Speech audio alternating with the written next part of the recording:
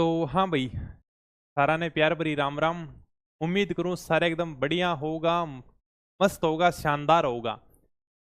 तो हमारी क्या है कि नदियां चल रही थी और हम राजस्थान की नदियों को बड़े शानदार तरीके से कंप्लीट करेंगे। यानी कि राजस्थान का अपवा तंत्र। अगर मैं बात करूं ना, यानी कि बहुत शानदार टॉपिक है अपवा तंत्र, नदियां। एक बार समझ में आ गयो ने, यानी कि इन नदियों को अपने को रटना नहीं है। और यानी कि साथ साथ में मैं ये तुम्हें बताता रहूंगा कि इस चीज को तुम्हें याद करना है, इस चीज को छोड़ना है। क्योंकि देखो, अगर ते ज्यादा ही सहायक नदियां रटन लग गया ने, तो यानी कि कभी भी सिलेक्शन को नहीं होगा। फिर यानी कि ते राजस्थान की ज्योग्राफी में केवल नदियां का मायने रह जाऊंगा। जैसे यानी कि जब किताबों में खूब सारी सहायक नदियां दी होती हैं, ठीक है, खूब यानी कि बड़ी बड़ी नदियां दी होती हैं, हर नदी की लंबाई होती है। तो क्या हम हर नदी की लंबाई को याद कर सकते हैं? नहीं कर सकते, भी कोई भी याद नहीं कर सकता। सिलेक्शन का सबसे बढ़िया तरीका यही है कि अपने को इस बात का पता होना चाहिए कि मुझे क्या पढ़ना है और क्या छोड़ना है। बाकी किताबें आप सभी पढ़ते हो, एक अध्यापक से सभी पढ़ते हैं, लेकिन सबका सिलेक्शन भी नहीं होता। हम केवल उन्हीं चीजों को पढ़ेंगे जो एग्जामिनर पूछेगा, एग्जाम की दृष्टि से इंपॉर्टेंट होंगी। ठीक है, तो फटाफट आ जाओ, 1 या 2 मिनट जो भी तारी बात हो आराम से कमेंट कर सको हो। फिर मैं के बाद में आप क्लास ने शुरू करांगा। ठीक है, राजस्थान का अफवाह तंत्र बहुत शानदार टॉपिक अपना। तो क्या है कि राजस्थान के अफवाह तंत्र को हमने 3 भागों में बांट दिया था। वो नदियां जो अपना जल अरब सागर में लेकर जाती हैं, उनको हमने कहा था अरब सागर की नदियां। यानी कि अफवाह तंत्र में ये 17% हिस्सा रखते हैं। वो नदियां जो अपना जल बंगाल की खाड़ी में लेकर जाते हैं, उन्हें हमने कहा बंगाल की खाड़ी वाली नदियां, यानी कि 23%। और वो नदियां जो अपना जल किसी भी समुद्र में लेकर नहीं जाती, उनको हमने कह दिया आंतरिक प्रवाह की नदियां, यानी कि 60%। तो हमने शुरुआत कहां से की थी? अरब सागर की नदियों से हमने शुरुआत की थी। और इसके अंदर हमने यानी कि लूनी नदी को बहुत शानदार तरीके से पढ़ लिया था। आराम से तुम्हें यानी कि याद भी होगी लूनी नदी। कुल लंबाई 495 किलोमीटर है, राजस्थान में 330 किलोमीटर है। लूनी नदी का उद्गम नागपाड़ अजमेर से होता है। गोविंदगढ़ अजमेर के अंदर सरस्वती धारा से मिलने के बाद में इसका नाम है लूनी नदी पड़ जाता है। आदि मीठी आदि खारी नदी कहते हैं। अजमेर से नागौर में जाती है, नागौर से ब्यावर में आती है, ब्यावर से जोधपुर ग्रामीण, बालोतरा, बाड़मेर, सांचौर में बहती हुई कच्छ के रण में जाकर विलुप्त हो जाती है। ज्यादा इसकी बातें हैं नहीं। सहायक नदियों के बारे में मैंने तुम्हें बहुत शानदार तरीके से बता दिया था कि लीलड़ी को जुआई हो, जोजड़ी सगाई हुई, सुकड़ी मिठाई लेके आए हो, बांडो आदमी हो। ठीक है, खारी गुइया इसकी सहायक नदियां हैं बस।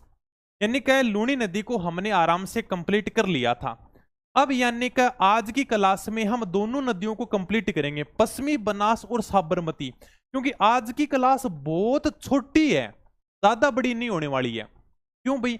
क्योंकि ये दोनों बहुत छोटी छोटी नदियां हैं, पश्चिमी बनास और साबरमती। तो सर आज की क्लास में माही भी कंप्लीट करा दो। माही नदी भी ज्यादा बड़ी नहीं है, ये भी छोटी नदी है, लेकिन माही नदी थोड़ी सी इंपॉर्टेंट है। इसको बढ़िया तरीके से समझना पड़ेगा, इसको याद भी बढ़िया तरीके से करना पड़ेगा। तो माही नदी आज की क्लास में नहीं होगी, लेकिन अगली क्लास में यानी कल हम अरब सागर की नदियों को पूरे तरीके से कंप्लीट कर देंगे। ठीक है, तो आज की क्लास में पश्चिमी बनास और साबरमती को देखते हैं। शुरुआत की दोनों की दोनों नदियां अपना जल यानी कि कच्छ की खाड़ी में लेकर जाती हैं। इसके बाद में ये दोनों नदियां अपना जल खंबात की खाड़ी में लेकर जाती हैं। ऊपर क्या है? कच्छ का रण है, नीचे यानी कि खंबात की खाड़ी है।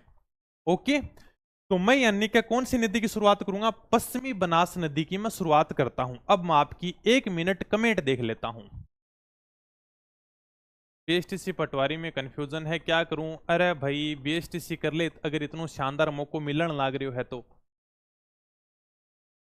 हाँ, राम राम सर जी, राम राम भाई। और बताओ, कोई भी कमेंट हुआ तो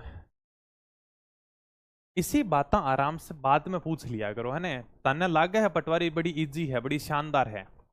ये बड़ा कंफ्यूज रो, यानी कि बात तो इसी करेंगे कि सर मैं बीएसटीसी की तैयारी करूं या पटवारी की तैयारी करूं, सर मैं आरएस की तैयारी करूं या कांस्टेबल की तैयारी करूं। हाँ जी हाँ, यानी कि सिलेक्शन बहुत आसान है। अपन तो जाएंगे महीने फॉर्म भरांगा ना अपनों, तो उम्मीद सिलेक्शन हो जाएगा। तो मैं कहेंगी तैयारी करूं इतनो, यानी कि क्या कंफ्यूज होने की जरूरत है? तैयारी तो करो, कंपटीशन का मैदान में तो उतरो।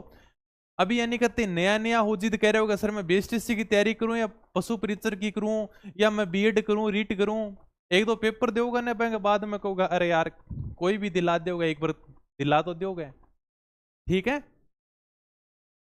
एक यानी कि हमारे पड़ोस में एक मित्र है, तो वो हमेशा एक बात कहता है कि यार मैं क्या अगर छोटी मोटी नौकरी तो लागू ही कोनी, मैं यानी कि बड़ी नौकरी लागूंगा। क्या छोटी मोटी नौकरी तो मैं कदी लाग जाऊं। मैं बन कहो एक बार तू पुलिस को फार्म तो भर देगा, तू मैंने पेपर पास करके दिखा दिए, मैं बाद में देखा छोटी मोटी नौकरी लागे या कौन लागे। क्या तो यानी कि अपन लगा हाँ छोटी मोटी नौकरी तो मैं कदी लाग जाऊं, तो एक बार ते बैंक फार्म भरा दियो, पेपर में बिठा दियो, नंबर नहीं आओगे ना अपना आप घमंड उतर जाओगे कि हाँ यार क्या रियलिटी की है, क्या बढ़िया तैयारी करनी पड़ेगी है ना। तो चलो भाई आपकी वही कमेंट है, नॉर्मल बातें हैं। चलो भाई आज यानी का मैं नदियों की शुरुआत करते हैं, जिसके अंदर हमने यानी कि लूनी नदी को बढ़िया तरीके से पढ़ लिया था। अब जो अपनी अगली नदी है ना उसका नाम है पश्चिमी बनास नदी। ये यानी कि आपको मैप में दिख रही है, इस नदी का नाम है पश्चिमी बनास नदी। सर ये कहां से निकलती है? सनवाड़ा की पहाड़ियां सिरोही से निकलती है, यानी कि सनवाड़ा की पहाड़ियां सिरोही से इस नदी का उद्गम होता है। इसी नदी के किनारे यानी कि आपका अबू शहर बसा हुआ है। कौन सा शहर? अबू शहर। ठीक है। ये नदी यानी कि थोड़ा सा आगे जाती है, उसके बाद में यानी कि इसी नदी के पास में एक गुजरात का डिसा शहर बसा हुआ है, डिसा। ठीक है। इसके बाद में जाकर ये यानी कि कच्छ के रण में सीधी सीधी विलुप्त हो जाती है। ये आप देख रहे होगे, जैसे इधर आपको फोटो में दिख भी रहा होगा, ये यानी कि कच्छ का रण है। ऊपर वाली दोनों की दोनों नदियां कच्छ के रण में जाती हैं। देखो पश्चिमी बनास नदी बहुत इजी है, इसके जितने भी नाम है ना वो यानी कि केवल स से हैं, यानी कि पश्चिमी बनास नदी स मतलब ये सिरोही से निकलती है, सनवाड़ा की पहाड़ियां सिरोही से निकलती है। ठीक है सर। इसकी दो सहायक नदियां भी हैं, हालांकि तुम्हें याद नहीं करनी है, फिर भी मैं तुम्हें बता दूंगा। दो सहायक नदियां जिनका नाम है सूकली, सूकड़ी नहीं है, सूकड़ी अलग है, एक का नाम है सूकड़ी, एक का नाम है सिप्पू। ठीक है सर। और यानी कि सीधी की सीधी कच्छ के रण में जाकर विलुप्त हो जाती है। इसी नदी के ऊपर पश्चिमी बनास बांध बनाया गया है, जो कहां पर है? सिरोही के अंदर है। बस इतनी बातें आपको ध्यान रखनी है। इसके बाद में ये आपकी नदी पूरी की पूरी कंप्लीट होती है। बस दो तीन बातें बताई हैं पश्चिमी बनास के बारे में। क्या क्या बातें बताई हैं दोबारा से बता देता हूं। पश्चिमी बनास नदी एक बार फिर से देख लो भाई, यानी कि सनवाड़ा की पहाड़ियां सिरोही से निकलती हैं। ठीक है सर। इसके बाद में सीधी की सीधी यानी कि कच्छ के रण में जाकर मिल जाएगी। गुजरात का डिसा शहर इसी नदी के किनारे है, इसके किनारे यानी कि आबू स्थित है। एक यानी कि इस नदी के ऊपर बांध बना हुआ है जिसका नाम है पश्चिमी बनास बांध, वो भी कहां पर है? सिरोही के अंदर है। तो सहायक नदियां हैं, याद रहे तो ठीक है, बाकी कोई बात नहीं, सूकड़ी और सिप्पू। चलो भी आगे चलते हैं। होगी आपकी नदी कंप्लीट। बेस्ट। पश्चिमी बनास नदी सनवारा की पहाड़ियां सिरोही से निकलती है। आबू है गुजरात का डिसा शहर इसी नदी के किनारे हैं, और ये सीधे की सीधे कच्छ के रण में जाकर मिल जाती है। सहायक नदी सूकड़ी और सिप्पू है। पश्चिमी बनास बांध सिरोही में इसी नदी के ऊपर है। ये आपका कौन सा है? पश्चिमी बनास बांध है, सिरोही में इसी नदी के ऊपर है। ये लो भाई, पश्चिमी बनास नदी पूरी की पूरी कंप्लीट हो गई। आपने जैसे कई बार अखबारों में देखा होगा, हाँ जैसे बांध का जो जल स्तर है वो यानी का थोड़ा सा ऊपर चला गया, बाढ़ की संभावना बन गई। इस प्रकार से यानी कि बांध के पास में जल स्तर नापने का होता है भाई, कितने फीट पानी आ गया। ठीक है। जैसे यानी कि खूब अपन पढ़ते भी हैं, उस बांध के अंदर यानी कि 2 मीटर पानी ज्यादा आ गया, 3 मीटर पानी ज्यादा आ गया, अब की बार यानी कि अपने भाव क्षेत्र से ऊपर बह रहा है। बाकी बांध कराऊंगा तब और भी ज्यादा बढ़िया तरीके से मैं समझाऊंगा। चलो भाई आगे चलते हैं। अब अगली जो अपनी नदी है उसका नाम है साबरमती नदी। बताओ वो नदी आराम से समझ में आ गई ना? कोई दिक्कत नहीं है। दो तीन तो बातें उसमें, और क्या समझने वाली बातें हैं ये बताओ तुम। अगली जो अपनी नदी है उसका नाम है साबरमती नदी। साबरमती के संत तूने कर दिया कमाल, यानी कि महात्मा गांधी का साबरमती आश्रम इसी नदी के किनारे है। अहमदाबाद और गांधीनगर इसी नदी के किनारे स्थित है। सर ये निकलती कहां से है? ये निकल पदराड़ा नहीं है, वैसे पदराला है, यानी कि सही नाम है पदराला। पदराला उदयपुर से ये नदी निकलती है। इसकी कुल लंबाई की बात करें तो 416 किलोमीटर है। राजस्थान में इसकी लंबाई 45 किलोमीटर है। यह बात एग्जाम में पूछी जा चुकी है। यानी कि साबरमती नदी की राजस्थान में कितनी लंबाई है? 45 किलोमीटर है। और यह नदी केवल उदयपुर में बहती है, आप देख सकते हो। यानी कि सीधी की सीधी उदयपुर से निकलती है और सीधी कहां पर जाती है? खंबात की खाड़ी में जाती है। यानी यह नदी कहां पर जाती है? खंबात की खाड़ी में जाती है भाई। सहायक नदियों की बात करें तो आराम से तुम याद कर लोगे, वाकल है, सेई है, अथमती है, वेतरक है, ठीक है। इसके अलावा माजम है, मेसवा है, ये इसकी सहायक नदियां हैं। चले आगे। इतनी सी बात थी, ये नदी भी आपकी हो गई कंप्लीट। बस ज्यादा बातें मैं लिखाता ही नहीं हूं, अपने को तो इतना ही याद करना है। अपने को तो केवल यानी कि शॉर्ट चीजें ही याद रखनी है। सिलेक्शन आपका तब होगा जब आपकी चीजें याद होंगी, ना कि ज्यादा चीजें पढ़ने से सिलेक्शन होगा। ठीक है, इसीलिए अपने ने राजस्थान इतिहास की एक ब्रह्मास्त्र पुस्तक निकाली है जो केवल 60 पेज की है। उसके अंदर पूरा का पूरा राजस्थान का इतिहास आएगा। उस 60 पेज में 30 पेज तो केवल यानी कि राजवंश के हैं, 30 पेज करने पड़े भाई। इसका भी कारण था, अब आगे सोच लो। यानी कि केवल राजवंश के 30 पेज हैं, बाकी यानी कि 30 पेज और हैं। राजवंश में क्या कहानियां भी लिखनी पड़ती हैं ताकि आप आराम से समझ सको, हाँ भाई युद्ध क्यों हुआ था, क्या कारण था, कौन गया था, क्या इनकी प्रेम कहानियां थी। तो इसलिए 30 पेज तो केवल यानी कि राजवंश के हैं, बाकी यानी कि केवल 60 पेज में अगर उसको बढ़िया तरीके से पढ़ लोगे ना तो तुम्हारा भाई क्वेश्चन बाहर नहीं जाएगा। अब 60 पेज से ज्यादा शॉर्ट में कुछ नहीं दे सकता। हाँ ठीक है, सहायक नदी आराम से याद कर लोगे। चलो भाई, अब यानी कि देखो दोबारा से देख लो, ज्यादा बड़ी नदियां है नहीं। यानी कि साबरमती नदी है, ओके सर। पदराला की पहाड़ियां उदयपुर से निकलती है, केवल उदयपुर में बहती है। राजस्थान में ये केवल 45 किलोमीटर बहती है। बाकी अगर पूरी नदी की बात करें तो इसकी लंबाई है 416 किलोमीटर। ठीक है, यहां पर देखो, यानी कि ये आपकी साबरमती नदी है और यहां पर यानी कि गांधीनगर शहर बसा हुआ है।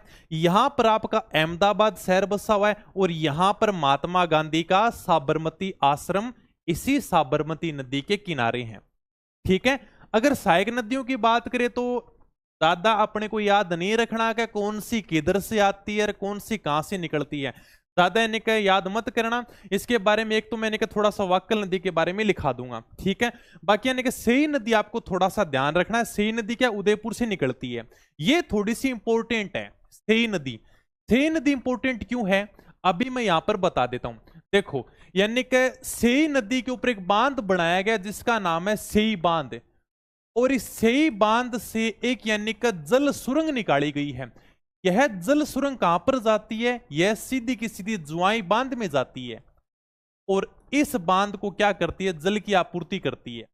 यानी सेई नदी का पानी जुआई बांध तक पहुंचाया जाता है। किस सुरंग के माध्यम से? यानी कि सुरंग के माध्यम से पहुंचाया जाता है। यह राजस्थान की पहली जल सुरंग है। कितनी है भाई? ये 6.7 किलोमीटर लंबी है बस। और इतना याद रखना, सेई नदी यानी कि उदयपुर से निकलती है। सर ये जल सुरंग होती क्या है? टेंशन मत लो, अभी मैं तुम्हें आगे दिखाऊंगा क्या होती है। बाकी आराम से ये चीजें समझ में आ गई ना? चलें आगे। ओके भाई, साबरमती नदी यानी का उद्गम होता है पदराला की पहाड़ियां, कोटड़ा, उदयपुर से इसका उद्गम होता है। कुल लंबाई यानी का 416 किलोमीटर है। राजस्थान में लंबाई इसकी 45 किलोमीटर है। उदयपुर से बहकर सीधी यानी कि खंबात की खाड़ी में जाकर समाप्त हो जाती है, हमने देखा है। अहमदाबाद शहर, गांधीनगर, गांधी जी का साबरमती आश्रम इसी नदी के किनारे स्थित है। ओके ठीक है भाई, आगे लो। ये इसकी सहायक नदियां हैं, केवल आपको नाम याद रखने हैं। वाकल से ही हाथमती है, वेतरक भी नाम आ जाता है, कई बार का वात्रक नाम भी आ जाता है, मेसवा और माजम। ये बस इसकी सहायक नदियां हैं। हाँ, इतने कॉपी पेस्ट मत करो भाई, बाद में कोई बात हो तो आराम से नंबर दे रखे हैं तो फोन कर लियो, ठीक है। आराम से अगर तुम डायग्राम बनाना चाहो तो बना लेना, बाकी ज्यादा याद मत करना। डायग्राम में क्या बनाना है, इस प्रकार से यानी कि एक नदी निकालना, ठीक है। ऊपर लिख देना भाई यानी कि कहां से निकलती है? पदराला की पहाड़ियां से निकलती है, ठीक है। और फिर सीधा का सीधा खंबात की खाड़ी में ले जाकर इसको मिला देना। ओके, चलते हैं भाई आगे। वाक्कल का थोड़ा सा ध्यान रखना, गोरा गांव की पहाड़ियां उदयपुर से इसका उद्गम होता है। सेई नदी थोड़ा सा आप ध्यान रखना, इसका उद्गम कहां से होता है? उदयपुर से होता है। सेई बांध से जुआई बांध को जल आपूर्ति के लिए 6.7 किलोमीटर लंबी जल सुरंग का निर्माण किया गया है। यह राजस्थान की पहली जल सुरंग है। सर यानी का जल सुरंग किस प्रकार से होती है, ये मैं आपको थोड़ा सा दिखा देता हूं। देखो यानी का जुआई बांध में सही बांध का पानी कैसे जाता है, इस प्रकार की सुरंग बनाई गई है। यहां से आता है जुआई बांध में पानी, और कई बार यानी का अखबारों में भी आपको इस प्रकार की फोटो देखने को मिलती है। होता क्या है देखो, सेई नदी कहां पर है सर? सेई नदी उदयपुर के अंदर है, यानी कि उदयपुर के अंदर है सेई नदी, और यहां पर यानी कि सेई नदी के ऊपर सेई बांध बना दिया। अब यानी कि यहां पर अपना पाली के अंदर कौन सा बांध है सर? जुआई बांध है। इस बांध को जल की आपूर्ति के लिए यानी कि सुरंग के माध्यम से पानी पहुंचाया जाता है। सर ये सुरंग कैसी होती है, ये आप इस प्रकार से देख सकते हो। ये यानी कि क्या है? सुरंग है, देख रही है आपको? यानी कि सुरंग के माध्यम से यानी कि पानी पहुंचाया जा रहा है। यहां से आता है जुआई बांध में पानी, देखो ये सुरंग है ना, यहां से यानी का पानी आ रहा है, तो इस सुरंग के माध्यम से यानी कि जुआई बांध में पानी पहुंचाया जाता है। यह राजस्थान की पहली जल सुरंग है, 6.7 kilometre. Short and sweet metre आपान तो इतनो ही पढ़नो है, शॉर्ट एंड स्वीट मीटर, ठीक है। बाकी अगर तुम्हें लगता है कि सर हमें तो ज्ञान बढ़ाना है, तो खूब सारी मोटी मोटी किताबें आती हैं, उनको पढ़ते रहना। अगर तुम्हारे कोई भी किताब याद हो जाए ना, तो मुझे आकर बता देना कि सर मैंने ये किताब पूरी की पूरी याद कर ली है। हाँ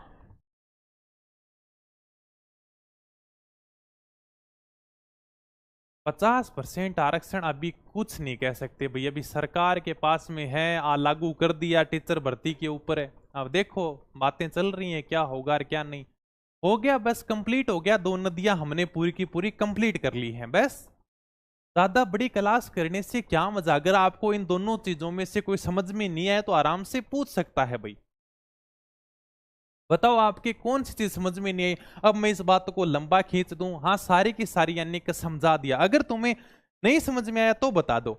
एक एक बात समझाई है, कहां से निकलती। अब उद्गम तो देखो तुम्हें याद करना पड़ेगा, सर यहां से निकलती है, यहां से नहीं निकलती, ठीक है। बाकी अन्य के जल सुरंग मैंने बता दी, राजस्थान की पहली जल सुरंग है, ये भी मैंने बता दिया तुम्हें। सहायक नदियों के बारे में बता दिया, साबरमती नदी की विशेषताएं बता दी। चित्र बनाओ तो इस प्रकार से तुम बना भी सकते हो, ये लो भाई, ठीक है, खुद के रजिस्टर में याद कर सकते हो। एक थोड़ा सा जगह का नाम लिख देना, कभी पदराला की पहाड़ियां, ठीक है। कोटड़ा उदयपुर से नदी निकाल देना, सीधी की सीधी कहां पर लेके छोड़ोगे? खंबात की खाड़ी में छोड़ देना। और इसके पास में कौन सा कर देना भाई? यानी कि साबरमती आश्रम कर देना, अहमदाबाद कर देना, गांधीनगर कर देना। बस तुम्हें याद करने के लिए है, बाकी और ज्यादा कुछ याद नहीं करना। ये एग्जाम में पूछा जा चुका है, हालांकि इसकी सहायक नदियां बहुत बार पूछी गई हैं, ये आप थोड़ा सा ध्यान रखना। यानी कि सहायक नदियां मिस मत कर देना, यानी कि मैंने जितनी भी सहायक नदियां लिखाई है ना, वो यानी कि तुम्हें सारी की सारी याद करनी है। अब ऐसा नहीं होगा, मान लो कि एग्जामिनर पूछ ले कि सही किसकी सहायक नदी है, अब तुम सोचो यार कि क्योंकि किताबों में तुम्हें यानी कि कम से कम इसकी 10 से 15 सहायक नदियां देखने को मिलेंगी। मैंने कितनी लिखाई है? 2 3 4 5 6 लिखाई है बस। अरे भाई यानी कि अगर तुम 15 सहायक नदियां याद नहीं कर सकते, तो कम से कम 5-6 तो याद कर लो, मैं इतनी लिखाता हूं तो एग्जामिनर पूछता है। बाकी छोटी मोटी करके चाहिए इसकी कितनी सहायक नदियां याद कर लो तुम, उनको नहीं रटना, केवल इनको तो पढ़ लेना। हाँ जैसे यानी कि जो चीजें लिखा रहा हूं ना, कम से कम वो तो याद होनी चाहिए। पूछ भी लेना का मेसवा किसकी सहायक नदी है, तो बता दो कि सर फटाफट साबरमती की सहायक नदी है बस। बाकी मैं उद्गम उन्हीं का लिखाता हूं जो इंपॉर्टेंट होता है, बाकी ज्यादा मैं खुद भी नहीं लिखाता। ओके चलो भी होगी अपनी क्लास आज की, ठीक है। बाकी जल सुरंग मैंने दिखाई दी है। बाकी और सीटी की बढ़िया तैयारी करो, पेपर आने लग रहे हो है, शानदार बढ़िया तरीकों तैयारी शुरू कर दो। आगे जितनी भी भर्तियां सब सीटी के थ्रू हैं, और यानी कि अब अपडेटिंग क्लासें इसके अंदर शुरू हो चुकी हैं। अगर आप बढ़िया तैयारी कर रहे हो सीटी की, तो यानी कि आप आराम से कोर्स भी परचेज कर सकते हो। प्ले स्टोर से अपनी पढ़ाई आप डाउनलोड करना, नाम मात्र की प्राइस है, और कोई भी समस्या हो तो आप कॉल कर सकते हो। नंबर आपको दिए गए, ऐप से संबंधित कोई समस्या हो या और भी कोई बातें पूछनी हो, ठीक है। ओके होगी बस अपनी क्लास कंप्लीट, ठीक है फिर। और बता दो, कोई 1 मिनट को टाइम है, कोई भी और बात कहनी हो तो आपने।